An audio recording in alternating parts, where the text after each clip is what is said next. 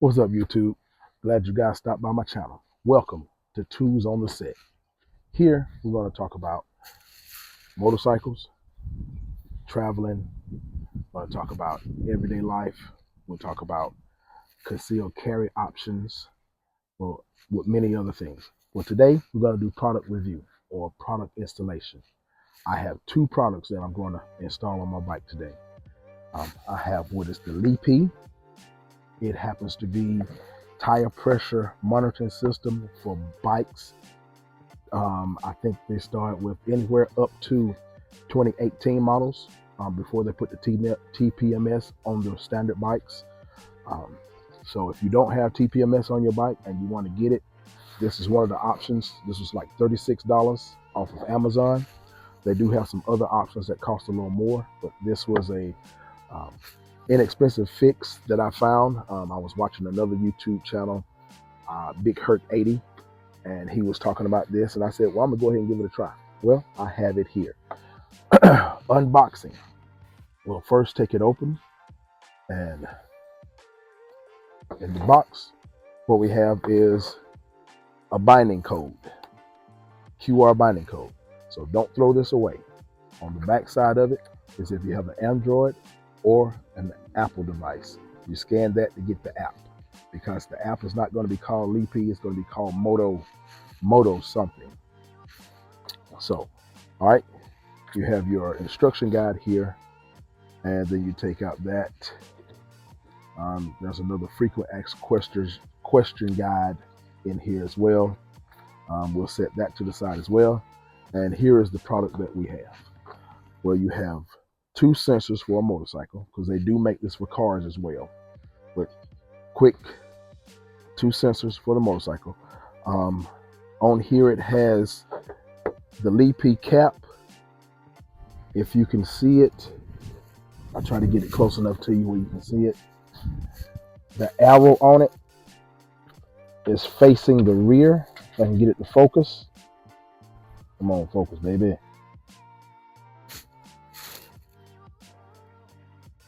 Trying to get it to focus. If you see that small little arrow at the top, it says LeP. You can barely see it, I'm sorry, but you can barely see it.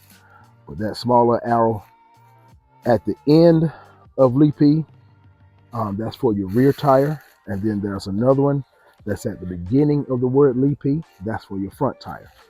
Because when you download the app, it's going to have it designated which one you put these caps on. So there's also a nut that you put on the valve stem that it's called a tamper-proof nut.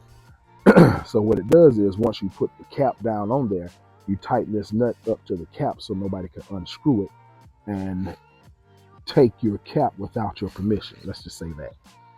It does come with a wrench for you to tighten the nut up, which makes it fit snug on those nuts, tightens up to the cap, nobody can take it. So what this does is just like any other TPMS sensor. It alerts you via the app with a audible sound, and I think a voice sound as well. It'll alert you, letting you know that your tire pressure is low. You can set the parameters, like if you put 36 in your front and run 40 in your rear, you can set them individually. So if you don't want your tire pressure to get below 34, you can set it to where to give you a warning if it gets below 34. And if it gets below, let's just say 42, you can set a parameter that says, alert me when it gets too high. Okay? So with that being said, that's one of the installs that I'm going to do. Now, the second install happens to be this cable that I found on Amazon. And it's for your factory charging system. Like when you put your bike up for the wintertime, this cable here plugs into, just has a quick connect where it plugs into the factory charging port. But on the front side of it, you'll find a place on your bike to actually mount it. You just drill a hole in maybe your side cover or something like that, and you mount this with 2 screws. And then when it's time for you to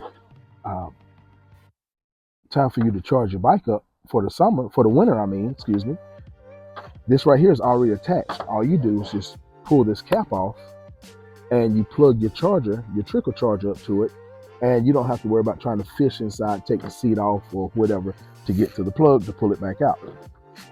Way better option. So with that being said, I'm going to go ahead and quickly install them. Everybody knows how to put on a valve cap. Everybody knows how to, you know, screw it on, screw it off. But I'm gonna go ahead. I'll take a few snapshots of me putting it on and put it in this video, and then from there, you'll have the complete video, and hopefully I'll be able to do a screen grab of what the app looks like once it is operational. All right, I'll get back with you in a minute. Y'all stay up. Okay, so correction. There's a way I'm supposed to take this cap off. It has a little sliding lock thing on here, and there's a washer part. Take the washer part off, set it to the side because you're gonna need to put it back on.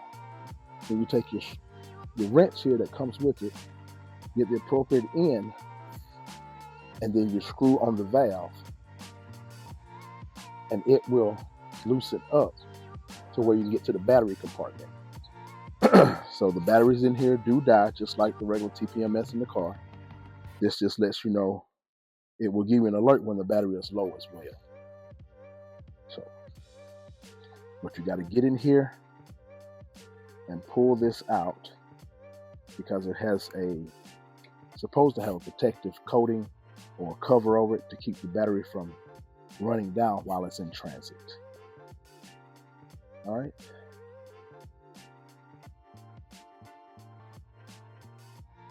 So as you're pulling it out, I do see a rubber gasket on it. Just be mindful that you know the orientation of your battery whenever you pull it out. Be mindful that you don't tear up your rubber gasket, or damage anything else in here that's going to hinder it from working properly. So it's a CR1632. It's what's needed. Now I got these from Amazon. It did not have the protective coating on it, which may be telling me that they sold me something that was used, but the person probably indicated that they didn't use it. Well, we're going to see how it works, and then we will definitely leave a review on that, because if I pay new price for a new item, because they did have an option where I could get something that was used, and no, I wanted the new one. So if I purchase for the new one, I expect to get something new. Now, if I elect to get a used one, then I understand what I'm getting. Okay, so we tighten it back up, make sure it goes back in there.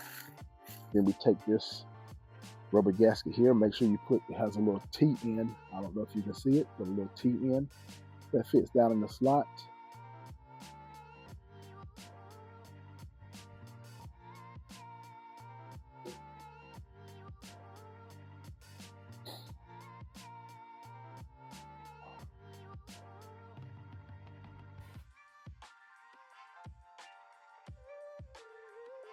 Yeah. Now, here's the appropriate one. Putting on the front valve stem. I am at 60 pounds of pressure. I did hear it start to seep out a little air. That means that it's actually going to hold pressure. So with that being said, let me get into another position. The lock nut on here. Pull it down.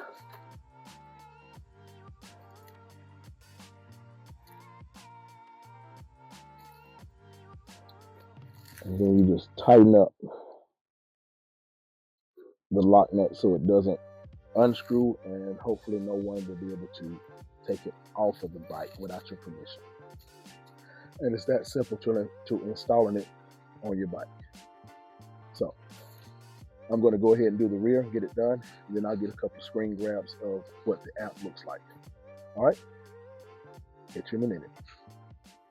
So as you see here, this portion of the screen grab is showing that the front tire temperature is 67.5 degrees Fahrenheit, and the tire pressure is showing 36.2.